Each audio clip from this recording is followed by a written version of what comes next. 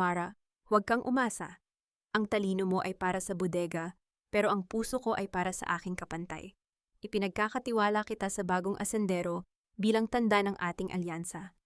Ang mga salitang ito ni Rafael ay tila isang matalim na itak na bumaon sa puso ni Amara. Sa gitna ng masayang fiesta ng Hacienda Esperanza, sa harap ng lahat ng tadyen at mga mararangyang panauhin, ang lalaking nangako sa kanya ng kasal, pakalayaan, ay siya ring nag-abot ng kanyang tanikala sa iba. Para sa kanila si Amara ay isang alipin lamang. Isang gamit na pwedeng ipagpalit isang utak, na pwedeng nakawin, isang pusong pwedeng tapakan. Hindi nila alam sa bawat butil ng asukal na dumaan sa kanyang mga kamay, may nakatagong pait ng isang lihim. Isang lihim na nakasulat sa dugo, mga peking resibo ng utang. Akala ni Rafael na kuha na niya ang lahat. Akala ni Doña Beatriz, habang buhay na mananatiling bulag ang mga tadyen. Ngunit ngayong gabi, ang babaeng itinuring nilang alipin ay siyang magsisindi ng apoy na tutupok sa kanilang hasyenda. Dahil ang tunay na laya ay hindi hinihingi, ito ay binabawi. Ito ang kwento ng pagtataksil ng huwad na dangal ng isang babaeng gagamit ng talino upang wasakin ang sistemang umalipin sa kanyang pamilya. Maliwanag ang gabi sa Hacienda Esperanza. Ang hangin ay amoy matamis na asukal mula sa mga gilingan at ang tunog ng rondala ay humahalo sa tawanan ng mga panauhin. Ito ang gabi ng fiesta, ang gabi na ipinangako ni Rafael na magbabago ang buhay ni Amara. Nakatayo si Amara sa gilid ng entablado, suot ang kanyang pinakamalinis na barutsaya. Hawak niya ang isang tray ng mga baso ng alak, ngunit ang kanyang mga mata ay nakapako kay Rafael, ang asendero, na lihim niyang iniibig ang lalaking nangakong tutubusin siya mula sa pagkakaalipin. Kagabi lang sa ilalim ng mga punong mangga, naramdaman ni Amara ang init ng mga kamay ni Rafael at ang tamis ng pangako nito. Pagkatapos ng gabing ito, Amara, hindi ka na magiging alipin. Susunugin ko ang keukwazadin mo. Magiging malaya ka na sa piling ko. Hinawakan ni Amara ang suot niyang lumang pulseras, ang tanging regalo ni Rafael. Kumakaba ang kanyang dibdib sa pag-asang sa wakas matatapos na ang sumpa ng utang na pumatay sa kanyang ina at nagpabulag sa kanyang ama. Makinig ang lahat. Ang malakas na boses ni Don Rafael de Vega ay umalingaw-ngaw sa buong hasyenda. Tumigil ang musika. Ang mga tadyan, ang mga kapwa manggagawa ni Amara, ay tumigil sa kanilang pagkain at tumingin sa entablado ng may pag-asa. Umakyat sa entablado si Rafael, kasama ang kanyang ina si Doña Beatriz, na nakasuot ng itim na sedang traje de mestiza na tila isang reyna ng kadiliman. Sa tabi nila ay isang magandang babae na kumikinang sa mga hiya, si Isabela, ang anak ng pinakamayamang asendero sa Karatig Lalawigan. Ngayong gabi, hindi lang ang saganang ani ang ating ipinagdiriwang, masayang pahayag ni Rafael, bagaman hindi siya makatingin ng diretso sa direksyon ni Amara. Nais kong ipakilala sa inyong lahat ang magiging kabiyak ng aking puso at ang bagong senyora ng Esperanza, si Isabela de Salcedo. Parang tumigil ang mundo ni Amara. Ang tray na hawak niya ay nanginig at ang tunog ng pagbagsak ng mga baso sa semento ay tila pagsabog ng kanyang sariling puso. Nabaling ang atensyon ng lahat sa kanya. Nakita niya ang mapanuyang ngiti ni Doña Beatriz at ang malamig na mukha ni Rafael. Walang bakas ng pag-ibig sa mga mata ng lalaking nangako sa kanya kagabi.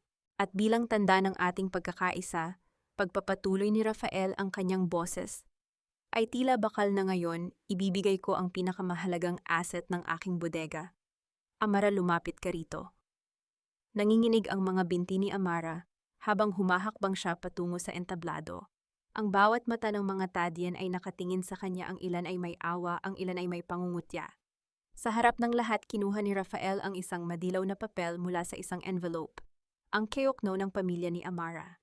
Ang talino ni Amara sa pagpapatakbo ng bodega ay walang katumbas, sabi ni Rafael kay Isabela at sa ama nito. Kaya naman bilang regalo sa aming alyansa, inililipat ko ang kanyang kontrata at ang utang ng kanyang pamilya sa inyong hasyenda. Siya ang magsisilbing katiwala ninyo sa Negros. Isang malakas na singhap ang nagmula sa mga manggagawa. Ibinibigay siya, ipinagpapalit siya na parang isang kagamitan o isang hayop. Rafael, ang tanging lumabas sa bibig ni Amara, isang pabulong na pagsamo na puno ng pait. Tumingin si Rafael sa kanya, ngunit walang kaunting habag. Amara, huwag mong kalimutan ang iyong lugar. Ang talino mo ay pag-aari ng Hacienda Esperanza at ang iyong bukas ay ibinigay ko na sa iba bilang tanda ng aking katapatan kay Isabela. Huwag kang umasa sa mga bagay na hindi para sa iyo. Ang bawat salita ay parang latigo na humahagupit sa famjiya ni Amara. Ang sakit ng pagtataksil ay humahalo sa matinding hiya sa harap ng buong hasyenda. Nakita niya si Isabela na tinitingnan siya mula ulo hanggang paa, tila tinitingnan ng isang bagong biniling alipin. Huminga ng malalim si Amara. Pinunasan niya ang isang luhang pilit na kumawala sa kanyang mata. Sa gitna ng katahimikan ng lahat tumayo siya ng tuwid. Ang takot sa kanyang puso ay unti-unting napapalitan ng isang mainit na puot. Kauchu Rafael. Ang boses ni Amara ay malinaw at matatag sapat na upang marinig ng mga panauhin. Ibinebenta mo ba ako dahil kailangan mo ang pera ni Isabela para bayaran ang iyong mga lihim na no-go-back? O ibinebenta mo ako dahil natatakot kang malaman ng lahat na ang tagumpay ng Esperanza ay hindi galing sa iyong galing, kundi sa pawis ng isang aliping gaya ko? Nagkaroon ng bulungan. Namutla si Rafael at si Doña Beatriz ay mabilis na lumapit at sinampal si Amara ng napakalakas. Atrevida, wala kang karapatang magsalita ng ganyan sa iyong amo. Hinawakan ni Amara ang kanyang pisngi na namumula. Tumingin siya kay Rafael, umaasang may kaunting kurot ng konsensya ang lalaki, ngunit tumalikod ito at inalalayan si Isabela palayo. Dalhin na yan sa bodega at ikulong utos ni Doña Beatriz sa mga lingkan. Huwag niyo siyang pakakawalan hanggat hindi dumarating ang mga tauhan ng pamilya Salcedo para sunduin siya. Habang kinaladkad si Amara palayo sa liwanag ng fiesta, patungo sa madilim na bodega ng asukal, naramdaman niya ang magaspang na kamay ng mga gwardya. Ang musika ay muling tumugtog, tila binabaon ang kanyang pagtangis. Bago siya tuluyang ipasok sa selda ng bodega, lumapit si Doña Beatriz at bumulong sa kanyang tenga. Ang amoy ng mamahaling pabango nito ay tila lason. Huwag mong isipin na ang talino mo ang magliligtas sa iyo, Amara. Ang utang ng ama mo ay habambuhay. At sa Hacienda Salcedo, sisiguraduhin kong hindi ka lang magtatrabaho. Sisiguraduhin kong malilimutan mo pati ang sarili mong pangalan. Mamatay kang alipin gaya ng iyong ina. Isinara ang mabigat na pinto ng bodega. Blag. Naiwan si Amara sa dilim, amoy lumang sako at tuyong dahon ng Mia. Ngunit sa gitna ng kadiliman, hindi siya umiyak. Hinawakan niya ang pulseras sa kanyang braso at sa isang iglap ay hinila ito hanggang sa maputol. Ang mga butil ng pulseras ay nagkalat sa sahig, tila mga patak ng luha na naging bato. Sa sulok ng bodega, sa ilalim ng isang maluwag na tabla, kung saan itinatago ng kanyang ama ang kanyang mga gamit, may nakita si Amara na isang kumikinang na bagay. Isang lumang aklat na may takip na balat. Ang Libro de Oro, ang tunay na talaan ng hasyenda na matagal nang nawawala. Dahan-dahan niyang binuksan ang unang pahina. Sa ilalim ng manipis na sinag ng buwan na tumatagos sa siwang ng bubong. Ang unang pangalang nakita niya ay hindi sa kanyang ama, kundi ang pangalan ni Don Rafael de Vega, at isang halaga na hindi kailanman dapat nalaman ng sinuman. Naningkit ang mga mata ni Amara. Ang kanyang paghinga ay naging kalmado ngunit mapanganib. Rafael, Beatriz, bulong niya sa dilim. Akala ninyo ay ibinigay ninyo ako sa iba upang patahimikin ang katotohanan. Pero hindi ninyo alam. Sa bawat butil ng asukal na kinuha ninyo sa amin, may kapalit na pait na kayo ang unang makakatikim. Sa labas, ang tawanan ng fiesta ay nagpapatuloy, ngunit sa loob ng bodega, ang huling gabi ni Amara bilang alipin ay tapos na. Bukas magsisimula ang gabi ng kanyang pagpaningil. Malamig ang sahig ng bodega, kasing lamig ng katotohanang sumampal kay Amara kagabi. Ang sikat ng araw ay pilit na sumisiksik sa mga siwang ng lumang dingding, nagpapakita ng mga alikabok na sumasayaw sa hangin. Sa labas, naririnig ni Amara ang ingay ng mga kargador at ang malalakas na utos ng mga mayordomo. Tapos na ang fiesta at ang Hacienda Esperanza ay naghahanda na para sa susunod na malaking kaganapan, ang pag-iisang dibdib ni Rafael at Isabela. Sa loob ng madilim na sulok, nakaupo si Amara habang yakap ang kanyang mga binti. Sa kanyang kandungan ay ang Libro de Oro. Sa loob ng ilang oras na pagbabasa sa ilalim ng anino, unti-unting nabubuo sa kanyang isipan ang isang mapanganib na puzzle. Ang mga nakasulat sa aklat na ito ay hindi lamang mga numero, ito ay mga ebidensya ng sistematikong pagnanakaw. Amara? Isang pabulong na tawag ang narinig niya mula sa maliit na bintanang may rehas na bakal. Lumapit si Amara at nakita ang mukha ni Mang Simon ang kanyang ama. Ang mga mata nito ay maputi at walang buhay dahil sa pagkabulag, ngunit ang kanyang mga kamay ay pilit na kinakapa ang rehas. Tay, bakit po kayo narito, mapapahamak kayo? Nag-aalalang bulong ni Amara habang hinahawakan ang magaspang na kamay ng ama. Nabalitaan ko ang nangyari, anak. Patawarin mo ako. Ang utang ko ang naging tanikala mo, gumaralgal ang boses ni Mang Simon. Sinabi ng mga tadiyen na ibinigay ka na raw ni Rafael sa mga Salcedo. Amara, tumakas ka na. Huwag mo nang isipin ang matandang ito. Hindi, tay, hindi ako aalis nang wala kayo, matigas na sabi ni Amara. Tumingin siya sa libro de oro na itinago niya sa ilalim ng kanyang saya. Alam ko na kung bakit nila tayo ginaganito. Tay, ang utang ninyo, hindi iyon totoo. Ninakawan nila tayo, ninakawan nila ang lahat ng tadyan dito. Bago pa makasagot si Mang Simon, isang malakas na tunog ng mga yabag ang narinig mula sa labas.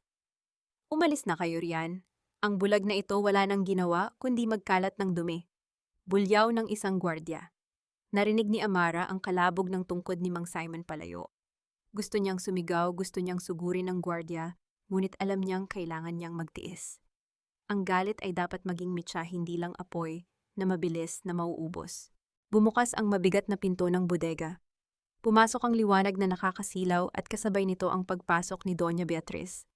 Kasunod niya ang 2 utusan na may dalang planganan ng tubig at isang simpleng puting baro. Linisin niyo ang maruming aliping yan, utos ni Doña Beatriz, habang tinatakpan ang kanyang ilong ng isang panyo na may burang lace. Ayaw kong magmukhang basahan ang ibibigay namin kay Isabela mamaya. Nakakahiya sa pamilya Salcedo. Lumapit ang mga utusan at walang pakundangan na binuhusan ng tubig si Amara. Hindi kumikibo ang dalaga. Hinayaan niyang dumaloy ang tubig sa kanyang katawan. Tila hinuhugasan ang bawat bakas ng hapdi ng sampal kagabi. Pagkatapos ay inihagis sa kanya ang puting baro. Magbihis ka, sabi ni Doña Beatriz. Mamayang hapon darating ang karwahe ng mga Salcedo. Huwag kang gagawa ng anumang eksena kung ayaw mong mabulok ang ama mo sa kalsada. Tumingin si Amara ng diretso sa mga mata ng Donya. Bakit po kayo natatakot sa akin, Doña Beatriz? Kung ako ay isang hamak na alipin lamang, bakit kailangan niyo pa akong ikulong? Ngumisi ang matandang babae, isang ngising puno ng lason. Hindi ako natatakot sa iyo, Amara. Natatakot ako sa dumi na dala mo. Masyado kang ambisyosa. Akala mo ba dahil marunong kang magbilang ay kapantay mo na kami? Ang talino mo ay isang kasangkapan lamang, at ang kasangkapan ay itinatapon kapag may bago na. Bago lumabas ang Donya, napansin niya ang pulseras na nakalapag sa sahig, ang pulseras na regalo ni Rafael na pinutol ni Amara kagabi.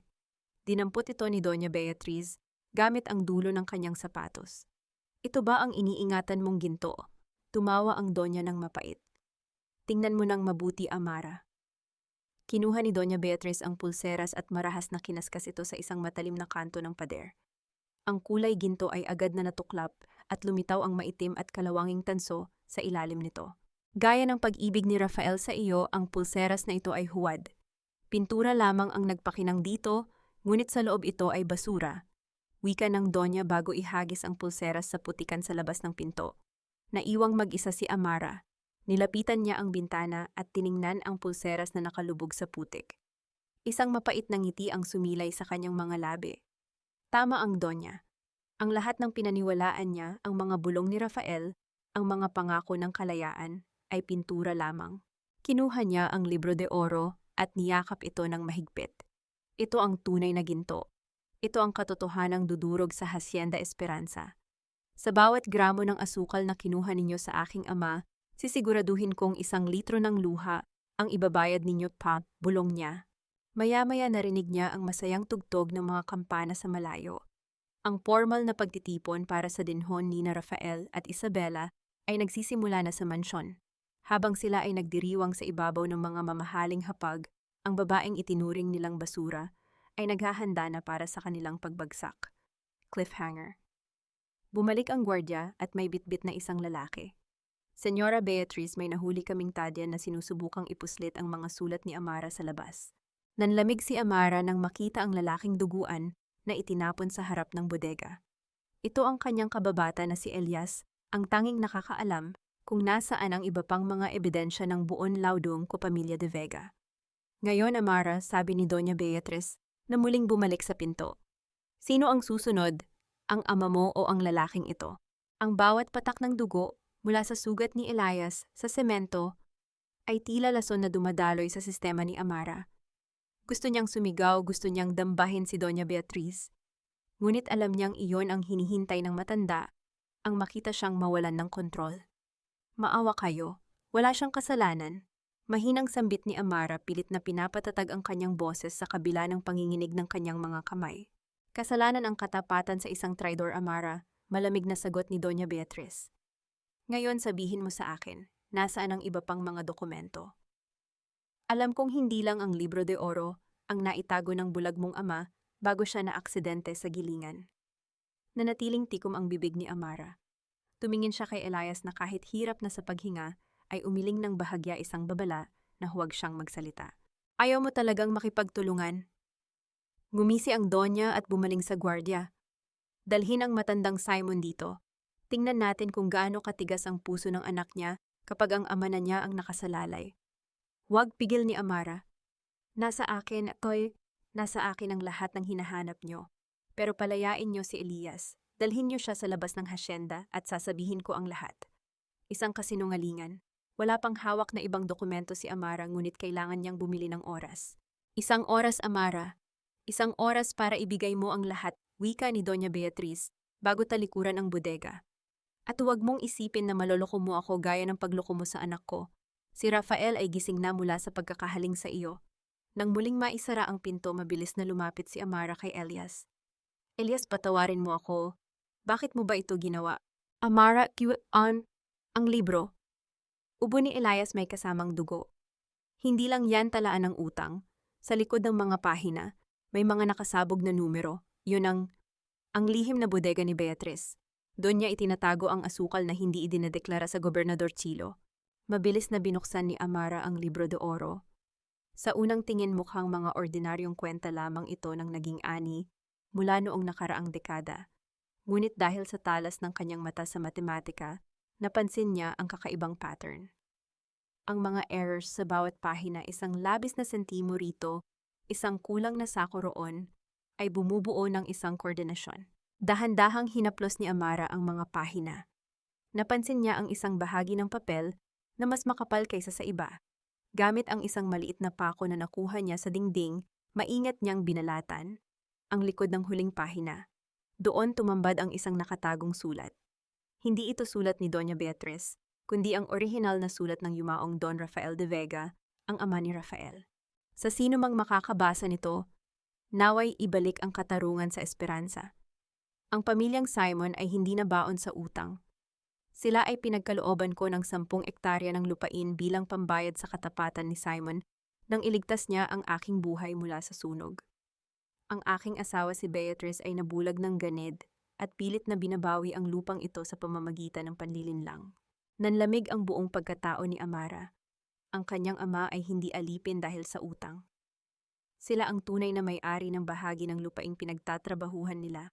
Ang keokno na hawak ni Doña Beatriz ay isang malaking kasinungalingan, isang huwad na dokumento na ginamit upang alilain sila at patahimikin ang katotohanan. Tay, hindi tayo nabaon sa utang, bulong ni Amara habang umaagos ang luha sa kanyang mga pisngi. Ninanakaw nila ang buhay natin. Ngunit kasabay ng pagtuklas na ito, ang isang mapait na realization. Kung alam ni Rafael ang tungkol dito at nanatili siyang tahimik, ibig sabihin ay kusa siyang naging bahagi ng krimen ng kanyang ina. Ang lalaking sinamba niya, ang lalaking ipinagkatiwalaan niya ng kanyang puri at pangarap, ay isang magnanakaw din. Biglang bumukas ang maliit na bintana sa itaas. Hindi gwardya ang sumungaw, kundi isang babaeng nakasuot ng belo. Amara. Napatitig si Amara sa babae. Si Isabela de Salcedo, ang anak ng asendero, ang babaeng papalit sa kanya sa puso ni Rafael. Bakit kayo narito, Senyora Tong?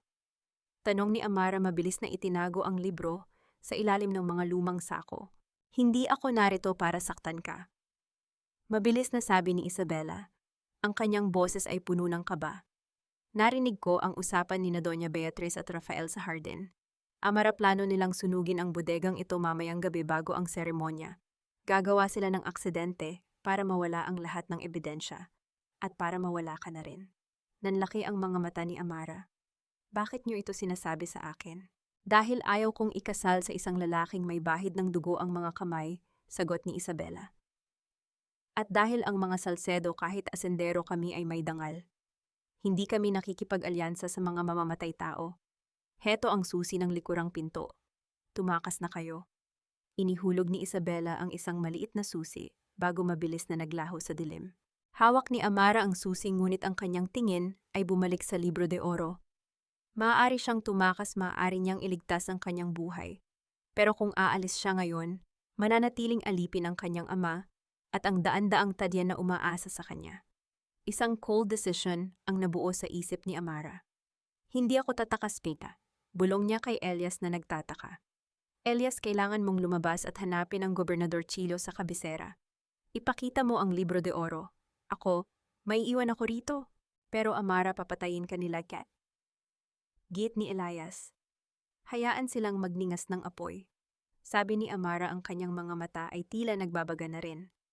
Dahil sa gabing ito, sisiguraduhin kong ang asukal ng esperansa ay magiging abo, kasama ng kanilang huwad na dangal. Cliffhanger, habang inalalayan ni Amara si Elias palabas ng sikretong pinto, narinig niya ang boses ni Rafael mula sa labas ng pangunahing pinto. Amara, alam kong nasa loob ka pa. Patawarin mo ako, pero kailangan ko itong gawin para sa pamilya natin. Narinig ni Amara ang pagbuhos ng likido sa paligid ng bodega. Ang amoy ng gaas ay mabilis na kumalat. Hawak ni Rafael ang sulo at sa likod niya si Doña Beatriz ay nanonood ng may malamig na ngiti. Ang tunog ng sulo na bumagsak sa lupang basang-basa ng gaas ay tila isang hatol ng kamatayan. Sa isang kurap ang dilaw na apoy ay gumapang mabilis at gutom paikot sa mga dingding ng bodega. Ang tuyong kahoy ay nag-umpisang maglagitikan at ang usok na may halong amoy ng nasusunog na asukal ay nagsimulang bumalot sa paligid. Elias, takbo ngayon na, huling utos ni Amara habang itinutulak ang kababata palabas ng sikretong pinto sa likuran. Ang Libro de Oro ay nakayakap sa dibdib ni Elias, ang huling alas ng katarungan na kailangang makarating sa labas ng bakod ng esperansa. Naiwang mag-isa si Amara sa gitna ng unti-unting lumalawak na impyerno. Ngunit sa halip na sumigaw o magpumiglas sa pangunahing pinto, nanatili siyang nakatayo. Ang kanyang mga mata ay nakapako sa anino ni Rafael na aninag sa kabila ng makapal na usok. Amara, lumabas ka na, patawarin mo ako pero kailangan itong mawala. Ang boses ni Rafael ay gumaralgal puno ng desperasyon at huwad na pagsisisi. Hindi ako lalabas, Rafael. Sigaw ni Amara, ang boses ay hindi kakikitaan ng takot kundi ng isang nakakangilong pait. Kung gusto ninyong sunugin ang katotohanan, isama ninyo ako. Hayaan nating maging abo ang lahat ng kasinungalingang itinayo ninyo. Sa labas isang hiyaw ng matandang lalaki, ang bumasag sa ingay ng naglalagablab na apoy. Amara, ang anak ko. Pakawalan niyo ang anak ko. Nanlamig ang buong pagkatao ni Amara. Si Mang Simon, dinala ni Doña Beatriz ang kanyang ama sa tapat ng nasusunog na bodega. Sa kabila ng init, lumapit si Amara sa maliit na bintanang may rehas. Nakita niya ang kanyang ama nakaluhod sa putikan. Ang mga matang maputi at walang malay ay pilit na itinitingin sa direksyon ng init. Tay, huwag kayong lalapit, Sigaw ni Amara, pilit na iniuunat ang kamay sa pagitan ng mga rehas. Tingnan mo, Simon. Ang malamig na boses ni Doña Beatriz ay nangingibabaw sa ingay ng apoy. Ang anak mong ambisyosa ay magiging abo na kasama ng mga pangarap nyo. Ito ang halaga ng pagtatago ng mga lihim na hindi para sa inyo. Doña Beatriz, ako ang kunin nyo, huwag ang anak ko. Pagmamakaawa ni Mang Simon. Ang kanyang mga kamay ay pilit na kinakapa ang hangin hanggang sa mahawakan niya ang sapatos ni Doña Beatriz.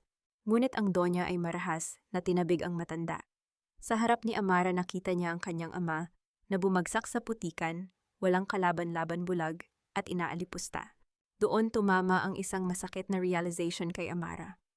Sa loob ng maraming taon, ang kanyang ama ay nanatiling tahimik, nanatiling bulag. Hindi lang dahil sa sunog kundi dahil sa pag-ibig sa kanya. Nabulag ang kanyang ama dahil sinubukan nitong protektahan ang ebidensya ng kanilang lupa, umaasang balang araw ay magagamit ito ni Amara para lumaya. Ang kanyang ama ay nagdusa sa dilim upang magkaroon siya ng liwanag. At siya nabulag siya ng pag-ibig sa isang lalaking gaya ni Rafael. Rafael, tingnan mo ang ama ko. Bulong ni Amara bagaman alam niyang naririnig siya ng lalaki sa kabilang panig ng pinto. Tingnan mo ang taong nagligtas sa buhay ng tatay mo. Ganyan ba ang bayad ng mga De Vega? Ang sunugin ang anak ng taong nagbigay sa inyo ng pagkakataong mabuhay. Narinig ni Amara ang kalabog ng mga kamay ni Rafael sa pinto. Amara ang susi. Nawawala ang susi. Ibinigay ni Ina sa mga gwardya. Huwag kang magsinungaling, bulyaw ni Amara. Nasa bulsa mo ang susi, Rafael. Pero natatakot ka. Natatakot kang buksan ang pintong ito dahil alam mong kapag lumabas ako, kailangan mong harapin ang katotohanang isa kang magnanakaw. Ang init ay lalong tumitindi. Ang kisame ng bodega ay nagsisimula ng bumagsak. Sa gitna ng usok, gumapang si Amara patungo sa pintuan, hindi para lumabas kundi para maramdaman ang lapit ng kanyang ama na nasa kabilang panig. Naramdaman ni Mang Simon ang init ng dingding at ang tinig ng kanyang anak. Nagtagpo ang kanilang mga kamay sa siwang ng ilalim ng pinto, ang magaspang at sugatang kamay ng ama at ang nanginginig na kamay ng anak. Tay, patawad po ang hikbi ni Amara. Nabulag ako, akala ko mahal niya ako. Anak, makinig kan, ubo ni Mang Simon, ang boses ay mahina na. Ang katarungan, hindi ito nasusunog. Kahit maging abuka ang dugo mo, ay mananatili sa lupang ito. Huwag kang susuko. Biglang isang malakas na tunog ng kabayo ang narinig sa labas. Hindi ito ang mga Salcedo. Isang pangkat ng mga lalaking nakasuot ng uniforme ng mga Guardia Civil, ang mabilis na dumating kasunod ang isang karwahe na may tatak ng pamahalaan. Si Elias. Hindi siya nagtungo sa Gobernador Chilo sa kabisera. Nagtungo siya sa pinakamalapit na hukuman kung saan naroon ang isang opisyal na matagal nang naghihinala sa mga De Vega. Anong nangyayari dito? Isang autoridad na boses ang umalingaw-ngaw. Nakita ni Amara ang takot sa mukha ni Doña Beatriz. Ang apoy ay hindi lang basta sunog. Isa na itong krimen sa harap ng mga saksi. Iligtas niyo ang babae sa loob ngayon na, utos ng opisyal. Sa gitna ng kaguluhan, sinubukan ni Rafael na tumakas ngunit hinarangan siya ng mga tajen na kanina patahimik na nanonood. Ang mga alipin na dati ay nakayuko ngayon ay tumayo ng tuwid bitbit ang kanilang mga itak at sulo. Nang mawasak ang pinto, huling nakita ni Amara ang mukha ni Rafael, puno ng takot hindi para sa kanya, kundi para sa sarili nitong kaligtasan. Bago mawalan ng malay si Amara dahil sa usok, isang huling imahe ang tumatak sa kanyang isipan, ang Libro de Oro na itinaas ni Elias sa harap ng mga Guardia Civil. Cliffhanger, nagising si Amara sa loob ng isang silid na hindi pamilyar sa kanya. Maputi ang paligid, malinis ang hangin. Ngunit sa kanyang tabi, hindi ang kanyang ama ang nakaupo. Si Isabela de Salcedo na may hawak na isang baso ng tubig at isang seryosong mukha. Gising ka na, wika ni Isabela. Ligtas ang ama mo. Pero Amara, ang katarungang hinahanap mo ay may malaking kapalit. Handa ka bang saksihan ang pagbagsak ng lalaking minahal mo? Kahit na ang ibig sabihin nito ay ang pagkawala rin ng Hacienda Esperanza, ang tanging tahanang alam mo. Ang sikat ng araw na tumatagos sa bintana ng mansyon ng mga Salcedo ay tila masyadong maliwanag para sa mga matang kamakailan lang ay nasanay sa usok at dilim. Bumangon si Amara mula sa malambot na higaan, ramdam ang hapdi ng mga sugat sa kanyang braso at ang bigat ng bawat hininga. Sa tabi niya nakaupo si Isabela, tahimik na nagbabasa ng isang kasulatan. Ligtas ang ama mo, Amara. Nasa kabilang silid siya, pinapangalagaan ng aming manggagamot. Wika ni Isabela nang mapansing gising na ang dalaga. Ngunit ang esperansa ay wala na sa ilalim ng katahimikan.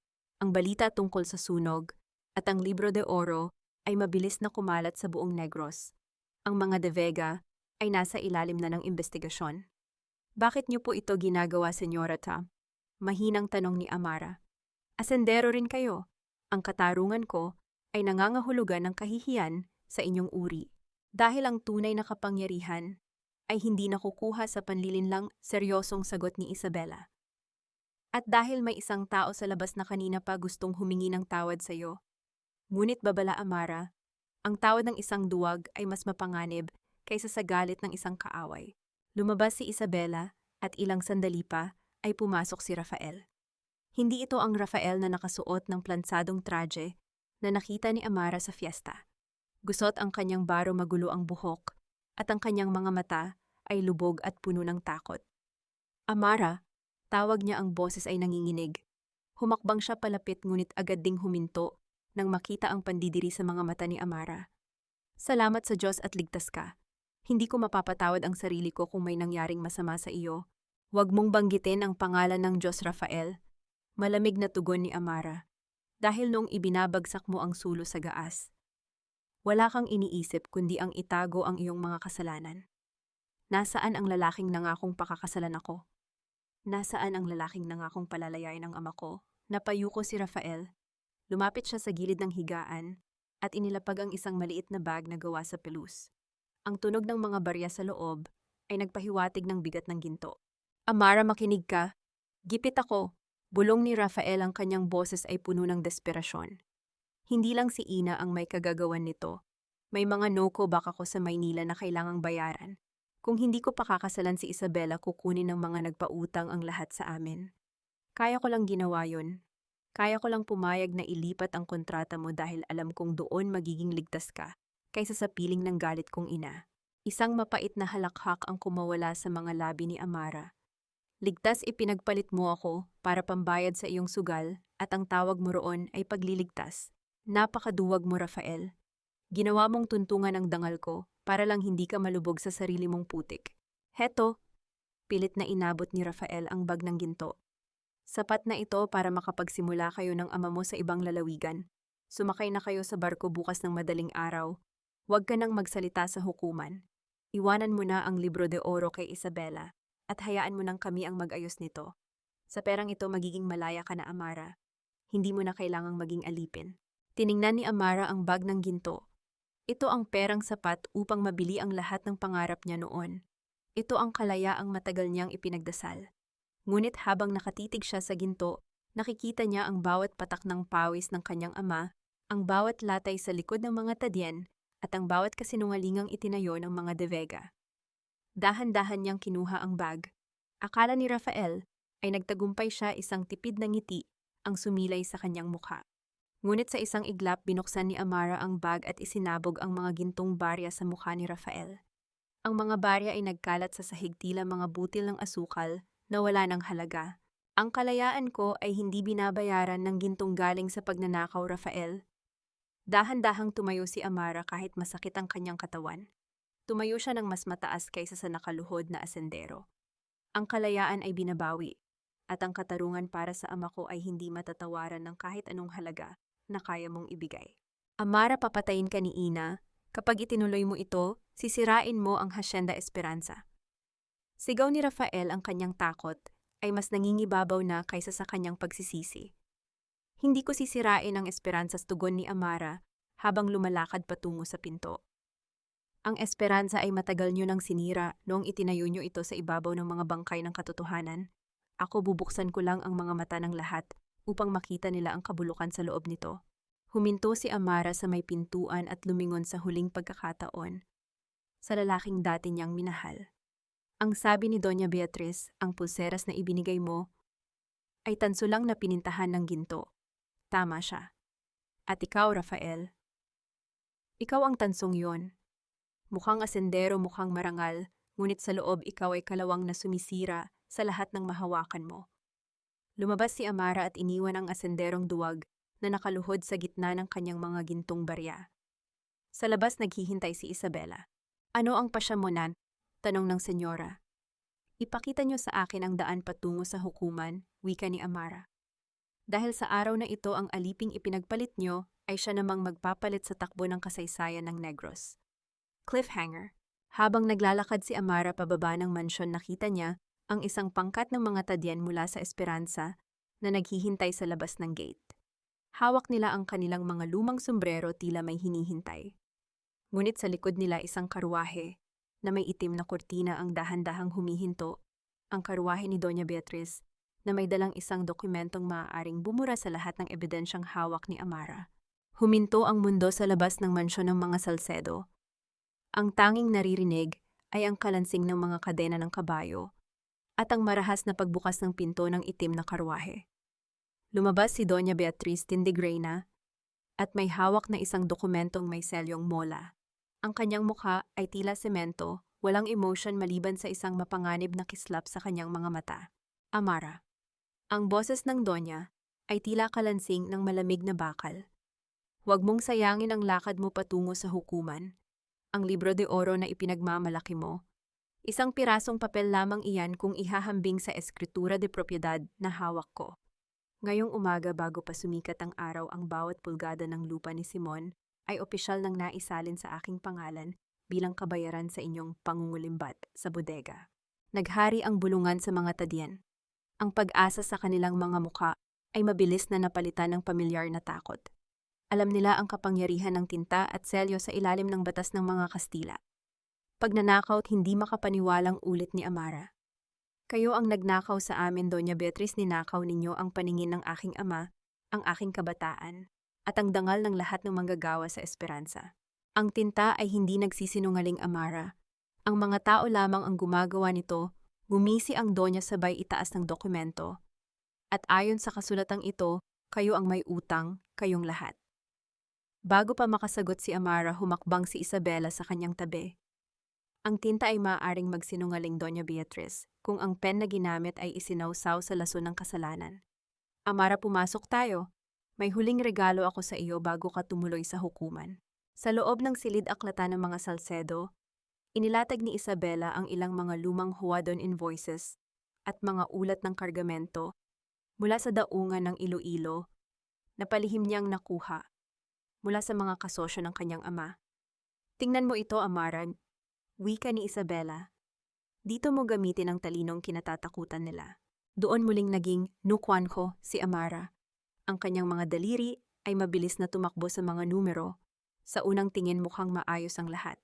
Ngunit habang inihahambing niya ang libro de oro sa mga opisyal na Huadon ng pag-e-export ng asukal, isang malaking nichli ang tumambad sa kanya.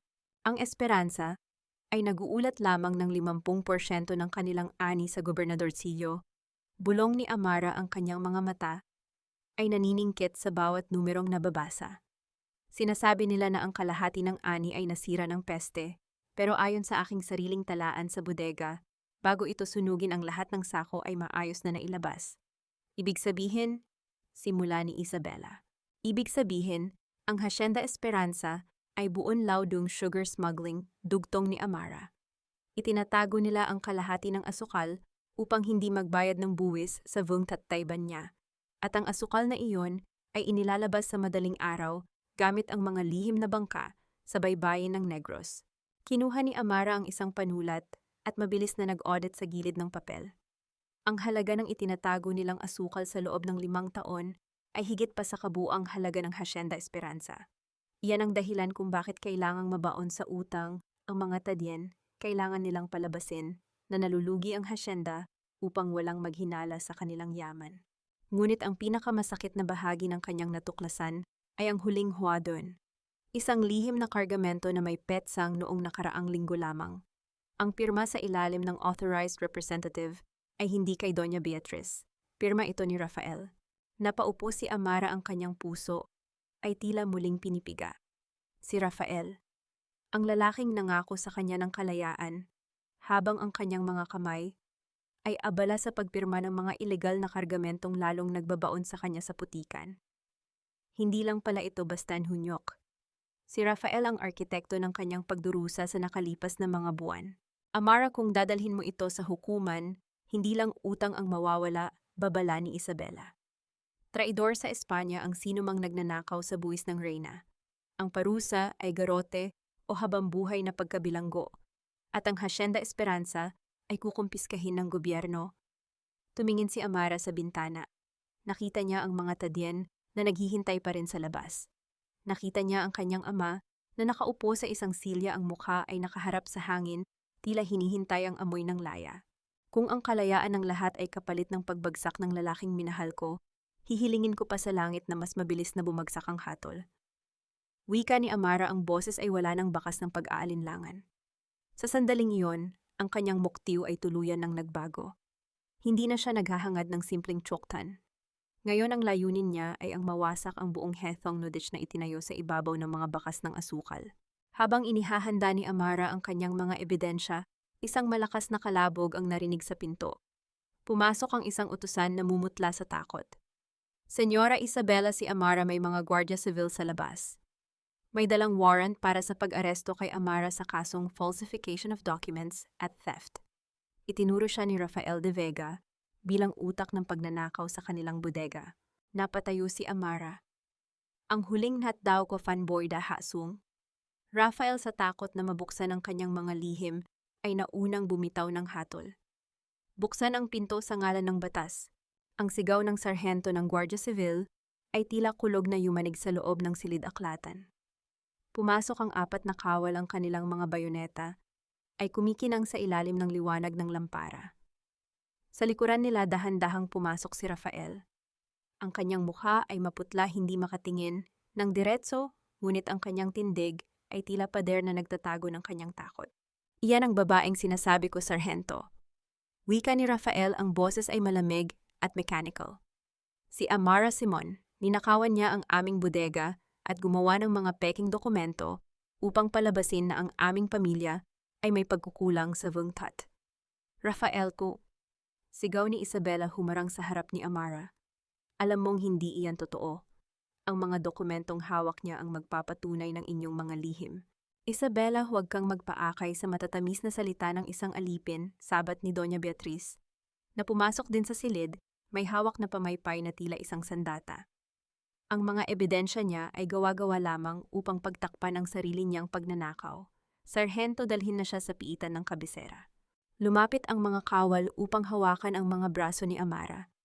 Ngunit sa halip na magpumiglas na natiling kalmado ang dalaga, inayos niya ang kanyang pagkakatayo, tiningnan ng diretso ang sarhento at pagkatapos ay ibinaling ang paningin kay Rafael. Bakit ka nanginginig, Rafael? Bulong ni Amara, sapat na upang marinig ng lalaki. Natatakot ka ba na sa pagposas sa akin ay mas lalong hihigpit ang tanikala ng sarili mong mga kasalanan?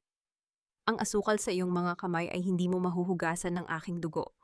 Manahimik kan, bulyaw ni Rafael, bagaman kitang-kita ang panginginig ng kanyang mga labi. Habang inilalabas si Amara sa mansyon ng mga Salcedo, tumambad sa kanya ang isang tanawing hindi niya inaasahan. Ang daan-daang tadyen mula sa Esperanza at maging mula sa mga karatig hasyenda ay nakatayo sa labas ng gate. Hindi sila nagsisigaw, hindi sila nanggugulo.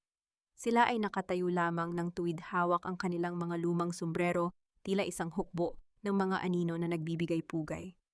Amarakto, sigaw ni Mang Simon mula sa malayo, inaalaya ni Elias. Tay, huwag kayong mag-alala. Sigaw ni Amara pabalik. Ang katotohanan ay hindi nakakulong sa rehas. Bago isakay si Amara sa karwahe ng mga Guardia Civil, lumapit siya kay Elias. May mabilis siyang ibinulong sa kababata habang ang mga kawal ay abala sa pag-aayos ng kadena. Ang mga sako sa dulo ng bodega, ang mga may markang pula. Huwag mong hahayaang makalabas ng hasyenda ang mga iyon mamayang madaling araw. Iyan ang huling kargamento ni Rafael, bulong ni Amara.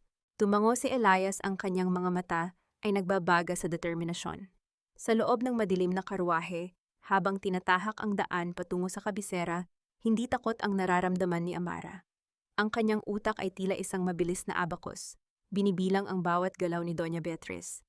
Alam niyang ang pag-aresto sa kanya ay isang desperadong hakbang upang hindi siya makarating sa Gobernador Tillo. Ngunit may isang bagay na nakalimutan ng mga De Vega. Ang talino ni Amara ay hindi lang para sa mga numero, ito ay para sa pagbabasa ng mga tao. Alam niyang si Isabela de Salcedo ay hindi basta-basta susuko.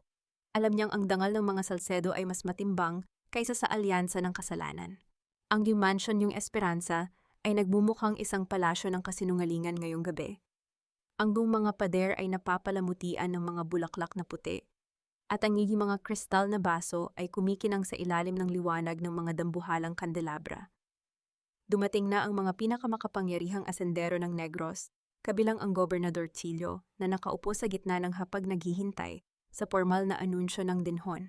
Sa isang silid sa itaas, ang hangin ay mabigat sa bango ng pulbos at mamahaling pabango. Nakatayo si Isabela sa harap ng malaking salamin habang si Doña Beatriz ay nanonood ng may mapagmataas na ngiti. Narito na ang huling hiyas ng Esperanza, Isabela, wika ni Doña Beatriz sabay turo sa pintuan. Pumasok ang dalawang gwardya, hila-hila si Amara.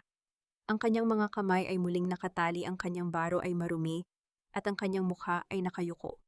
Sa paningin ng Donya, si Amara ay isang talunang alipin na binalik mula sa tangkang pagtakas. Walang nakakaalam maliban kay Isabela na ito ay bahagi ng isang mapanganib na laro. Isabela, ihadbaling ni Doña Beatriz sa kanyang magiging manugang. Bilang tanda na ang babaeng ito ay ganap na mong pag-aari, hayaan mong siya ang magsuot ng iyong sapatos na pangkasal bago tayo bumaba. Hayaan mong maramdaman niya ang kanyang tunay na kinalalagyan sa ilalim ng iyong mga paa. Tumingin si Isabela kay Amara. May isang sandali ng tensyon na tila hihinto ang paghinga ng lahat sa silid. Dahan-dahang umupo si Isabela sa kanyang silya at iniunat ang kanyang paa. Amara, gawin mo ang iniuutos ni Doña Beatriz. Utos ni Isabela, ang boses ay seryoso at walang emosyon. Dahan-dahang lumapit si Amara. Ang bawat hakbang niya ay tila pagyakap sa matinding kahihiyan. Lumuhod siya sa harap ni Isabela. Ramdam niya ang malamig na tingin ni Doña Beatriz na tila nanunuya sa bawat galaw niya. Kinuha ni Amara ang sapatos na gawa sa seda at dahan-dahang isinuot ito sa paa ng senyora. Sa puntong ito, pumasok si Rafael sa silid. Huminto siya nang makita ang eksena. Nakita niya ang babaeng dati niyang pinangakuan ng korona ngayon ay nakaluhod at nagsisilbi sa babaeng papalit sa kanya. Isang kurot ng konsensya ang dumaan sa kanyang mukha, ngunit mabilis itong napalitan ng relief. Sa kanyang isip, hanggat nakayuko si Amara, ligtas ang kanyang mga lihim. Ayos na ba ang lahat? Tanong ni Rafael pilit na pinapasigla ang kanyang boses. Naghihintay na ang Gobernador Chillo sa ibaba. Sandali lang, Rafael, wika ni Isabela habang nakatitig pa rin kay Amara na nasa kanyang paanan. Gusto ko munang marinig ang huling salita ng aking bagong alipin bago tayo magdiwang. Inangat ni Amara ang kanyang mukha. Sa kabila ng kanyang pagkakaluhod, ang kanyang mga mata ay hindi kakikitaan ng pagkatalo. Sa halip, may isang uri ng talas doon na nagpatahimik sa silid. Senyora Isabela. Simula ni Amara, ang boses ay mahina ngunit malinaw. Ang sapatos na ito ay sadyang napakaganda, ngunit mag-ingat kayo sa inyong paglakad pababa. At bakit? Tanong ni Isabela na alam na ang ibig sabihin ng dalaga.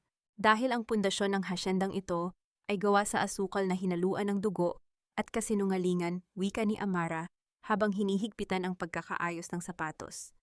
Maaaring maganda ang inyong suot, ngunit ang lupang inyong tatapakan ay malapit ng gumuho. Ang bawat hakbang niyo pababa ay patungo sa isang katotohanang hindi niyo na matatakasan. Namutla si Rafael. Ano ang ibig mong sabihin, Amara? Ngumisi si Amara, isang ngising puno ng pait. Kaucho, Rafael, hindi ba ninyo naririnig ang mga gulong ng karwahe sa madaling araw? Ang mga sako ng asukal na may markang pula na ngayon ay dahan-dahang ikinakarga sa dalampasigan. Ang akala nyo ay mitya ng inyong yaman ay siya palang mitya ng inyong kapahamakan. Lapastangan, sigaw ni Doña Beatriz akmang sasampalin si Amara, ngunit pinigilan siya ni Isabela. Tumayo ang senyora bitbit, ang dignidad na tila isang sandata. Tama na, Doña Beatriz. Hayaan na nating ang gabi ang maghusga kung sino ang mananatiling nakatayo at sino ang tuluyang luluhod sa putikan. Habang bumababa ang pangkat patungo sa ballroom kung saan naghihintay ang Gobernador Chillo, isang malakas na hiyaw ang narinig mula sa labas ng mansyon. Isang tadyen ang tumatakbong pumasok, pawis na pawis at namumutla. Doña Beatriz, Kaucho, Rafael ang mga kargamento sa dalampasigan. Sinalakay ng mga Guardia Civil at kasama nila ang mga opisyal ng VUNGTAT na may hawak ng Libro de Oro na pako sa kinatatayuan si Rafael. Tumingin siya kay Amara na nakatayo na ngayon ng tuwid sa likuran nila.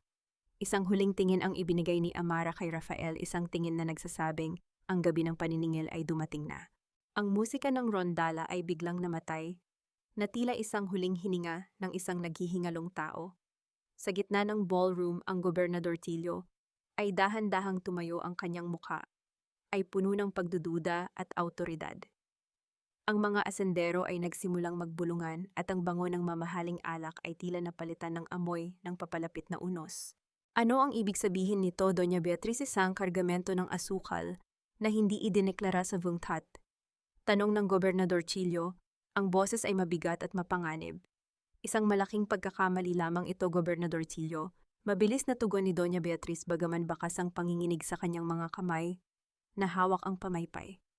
Ang mga tadyen na iyan, sila ay mga rebelde, ninakaw nila ang aming asukal at sinusubukang sirain ang aming pangalan. Hindi sila rebelde.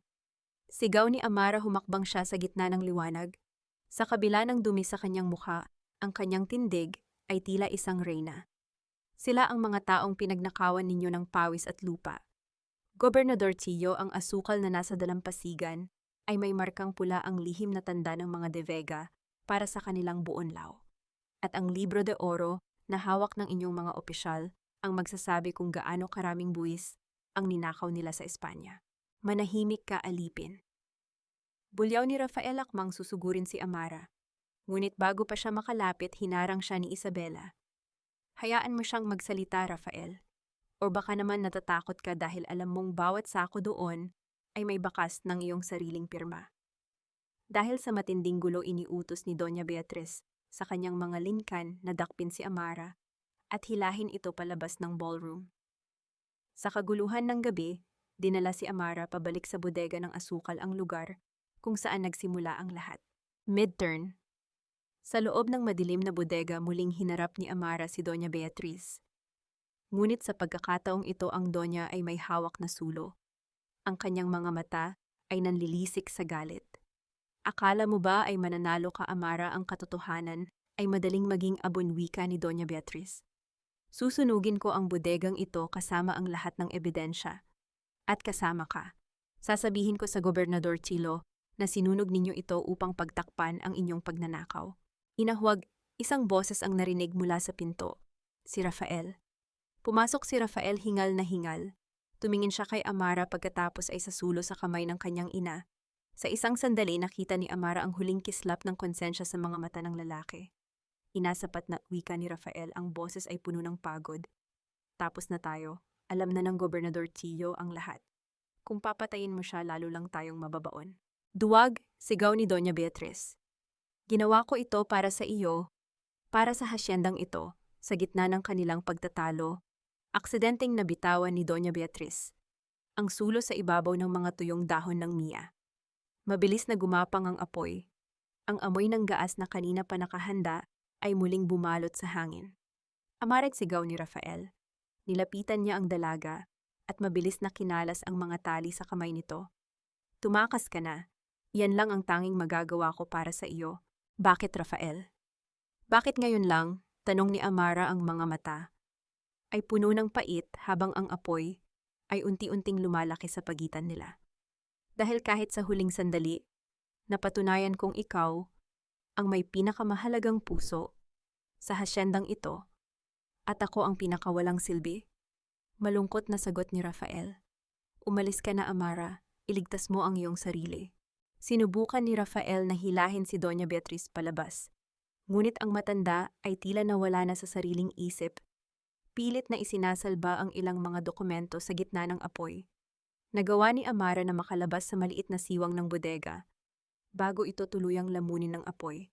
Habang hinihingal siya sa labas, narinig niya ang tunog ng mga kampana ng simbahan sa malayo.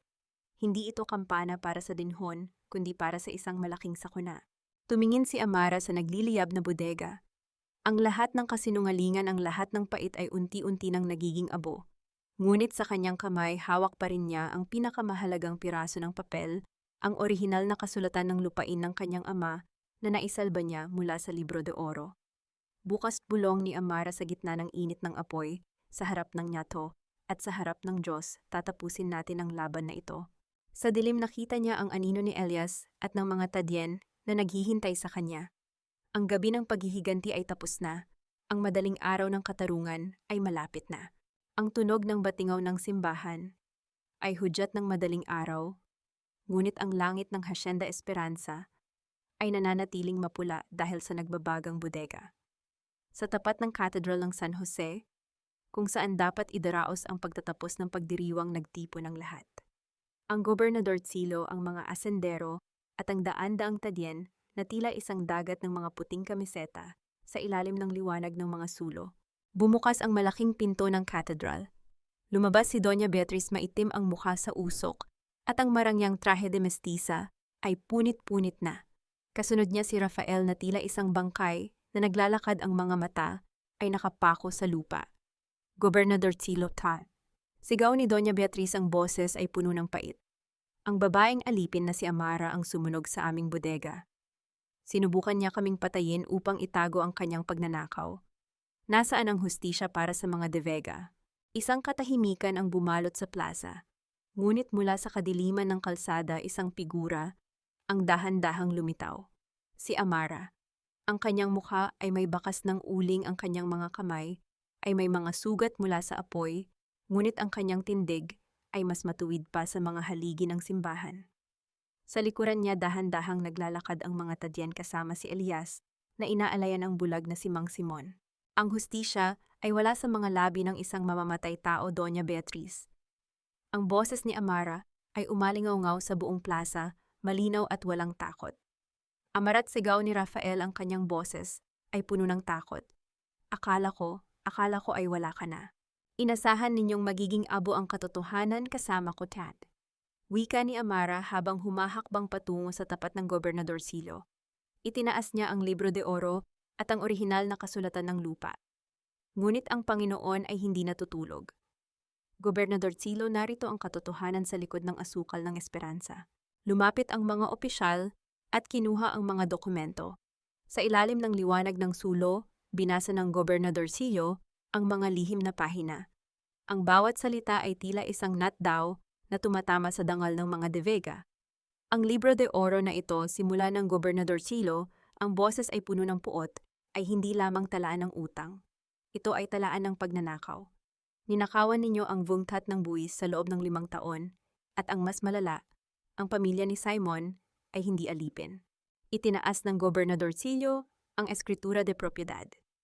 Ayon sa huling habilin ni Don Rafael de Vega, ang 10 ektarya ng pinakamayamang lupa sa Esperanza ay pag-aari ni Simon at ng kanyang anak na si Amara bilang bayad sa katapatan. Doña Beatriz, ginawa ninyong alipin ang mga tunay na may-ari ng lupa. Isang malakas na hiyaw ng galit ang nagmula sa mga tadyan. Magnanakaw, mapang-api. Hindi totoo yan, gawa-gawa lang yan, ng aliping yan. Sigaw ni Doña Beatriz, akmang susugurin si Amara. Ngunit hinarangan siya ng mga Guardia Civil. Tumingin si Amara kay Rafael. Rafael, narito ang iyong pagkakataon. Sabihin mo ang totoo sa harap ng Diyos at ng mga taong pinaglingkuran ka. Sabihin mo ang katotohanan tungkol sa iyong mga utang sa sugal na naging mitya ng pagbebenta mo sa aking dangal. Napaluhod si Rafael sa harap ng simbahan. Ang kanyang mga balikat ay nayanig sa hikbe. Totoo ang lahat. Patawarin niyo ako. Hindi ko kayang harapin ang kahihiyan, kaya hinayaan kong malubog ang lahat sa kasinungalingan. Tapos na tayo. Humarap si Amara sa mga tadyen. Sa gabing ito, ang asukal ay hindi na mapait. Sa gabing ito, ang bawat keukno na gawa sa kasinungalingan ay idinedeklarang walang bisa. Ang mga tadyen ay naghiyawan hindi ng galit kundi ng kagalakan. Marami ang napaluhod at nagdasal. Si Mang Simon ay niyakap ni Amara ng mahigpit, ang luha ng ama ay pumatak sa balikat ng anak. Ang Hacienda Esperanza ay isa sa ilalim sa kumpiskasyon ng pamahalaan hanggang sa mabayaran ang lahat ng buwis at ang tamang pasahod sa mga manggagawa, hatol ng Gobernador Silo. Doña Beatriz at Rafael de Vega, kayo ay arestado sa ilalim ng batas ng Espanya. Habang kinakaladkad si Doña Beatriz at Rafael, patungo sa piitan, dumaan sila sa tapat ni Amara. Tumigil si Rafael, ang kanyang mga mata ay puno ng pagsisisi. Amara, kung maaari ko lang ibalik ang lahat ng bulong niya, maaari mong ibalik ang iyong pagkatao, Rafael.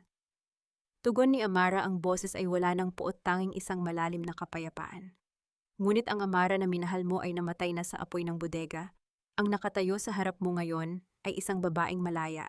Habang sumisikat ang araw sa likod ng katedral, ang liwanag ay tumama sa mukha ni Amara. Wala na ang tanikala, wala na ang utang. Ang aliping ipinagpalit ay siya na ngayong gabay patungo sa bagong umaga ng Negros. Nang makaalis ang mga Guardia Civil, lumapit si Isabela kay Amara. Amara, ang laban sa batas ay tapos na, pero ang lupang iniwan ni Don Rafael sa inyo, kailangan mong patunayan na kaya mong itayo ang isang bagong esperanza kung saan walang sino man ang kailangang maging alipin. Handa ka na ba? Tumingin si Amara sa malawak na taniman ng Mia. Sa unang pagkakataon, ang amoy ng asukal ay naging tunay na matamis. Isang taon ang mabilis na lumipas mula ng gabing magliyab ang bodega at gumuho ang kapangyarihan ng pamilya de Vega. Ang Hacienda Esperanza ay hindi na ang dating lugar ng pait at tanikala. Ngayon sa ilalim ng bagong pangalan na Hacienda Libertad, ang hangin ay tila mas sariwa at ang bawat butil ng asukal na nalilikha ay may tamis na hindi nabahiran ng dugo ng pang-api. Sa loob ng kabisera sa isang madilim at masikip na selda ng Cárcel de Negros, nakaupo si Rafael. Ang kanyang traje de mestizo ay napalitan na ng maruming uniforme ng bilanggo. Ang kanyang mga kamay na dati ay tanging panulat at baso ng alak ang hawak ngayon ay may mga kalyo mula sa sapilitang pagtatrabaho sa loob ng piitan. Bumukas ang bakal na pinto. Isang anino ang tumayo sa labas ng rehas. Amarakman, pabulong na sambit ni Rafael pilit na inaaninag ang babaeng nakatayo sa liwanag. Nakatayo si Amara ng may dignidad. Hindi siya naroon upang manumbat kundi upang tapusin ang huling pahina ng kanilang kwento. Narito ako upang ihatid ang balita tungkol sa iyong ina, Rafael. Napayuko si Rafael. Nabalitaan ko, hindi na niya nakayanan ang kahihiyan sa loob ng kumbento ng mga madre kung saan siya ipinatapon ng hukuman. Ang Doña Beatriz ay pumanaw na may hawak na pamaypay na gawa sa papel, pilit pa ring umaarte na siya ay isang reyna sa gitna ng mga rebulto ng santo. Wika ni Amara, ang boses ay walang galit, tanging pait ng katotohanan. Ang kanyang ganid ang pumatay sa kanya, Rafael, at ang iyong pananahimik ang naging mitsa ng iyong sariling bilangguan. Amara, Kiwom, patawad king hikbi ni Rafael, lumapit siya sa rehas. Araw-araw bawat gabi, iniisip ko kung ano ang naging buhay natin kung naging matapang lang ako, kung hindi lang ako naging duwag. Ang kung ay para sa mga taong ayaw harapin ang kasalukuyan, tugon ni Amara. Binigyan kita ng maraming pagkakataon, Rafael. Pero sa bawat oras pinili mo ang iyong sarili kaysa sa katarungan. Ngayon ang iyong parusa ay hindi lamang ang mga rehas na ito, kundi ang makita ang aking tagumpay mula sa malayo, isang tagumpay na kailanman ay hindi mo na magiging bahagi. Tumalikod si Amara, iniwan ang lalaking dati niyang minahal na ngayon ay isa na lamang anino ng kahapon. Paglabas niya ng piitan, naghihintay si Isabela de Salcedo sa kanyang karwahe. Ang dalawang babae na dati ay pinaglayo ng katayuan at ng isang lalaki ngayon ay magkatuwang sa pagtatayo ng isang bagong sistema ng kalakalan sa Negros. Handa ka na ba, Amara? Ang kargamento para sa Espanya ay nakaayos na. Pero sa pagkakataong ito, ang bawat sako ay may selyo ng VUNGTAT at may tamang listahan ng sahod ng mga tadyan, nakangiting wika ni Isabela. Handa na ako, Isabela, sagot ni Amara. Pagbalik niya sa Hacienda Libertad, sinalubong siya ng isang tanawing nagpuno sa kanyang puso. Ang mga tadyen ay hindi na nakayuko. Sila ay kumakanta habang nag-aani ng miya. Ang bawat pamilya ay may sariling bahagi ng lupa at ang mga bata ay hindi na sa bodega nagtatrabaho, kundi sa isang maliit na paaralang itinayo ni Amara. Sa balkonahe ng kanilang bagong bahay nakaupo si Mang Simon. Nakasuot siya ng malinis na barong at bagaman bulag pa rin ang kanyang mukha, ay maliwanag. Hindi na siya ang matandang Simon na nakaluhod sa putikan. Tay, narito na ako, and wika ni Amara sabay halik sa kamay ng ama. Anak, naamoy ko ang hangin, bulong ni Mang Simon, may ngiti sa kanyang mga labi. Amoy laya, Amara, amoy katarungan. Kinuha ni Amara ang libro de oro. Pero sa halip na mga lihim na pagnanakaw ang nakasulat, ang mga pahina ay puno na ng mga pangarap ng mga manggagawa, mga bayad na utang, mga lupang nabawi, at ang listahan ng mga taong malaya. Hinarap ni Amara ang malawak na taniman ng miya. Ang bawat butil ng asukal na lumalabas mula sa kanyang hasyenda ay hindi na mapait. Dahil ang asukal na ito ay bunga ng pawis na may dangal at ng talinong, hindi na kailanman muling maaalipin. Hindi na ako ang aliping ipinagpalit, bulong ni Amara sa hangin. Ako ang babaeng nagpalit sa takbo ng aking tadhana. Habang sumisikat ang araw sa ibabaw ng Negros, ang liwanag nito ay tumama sa mukha ni Amara, isang asendera ng katotohanan, isang reyna ng kanyang sariling buhay.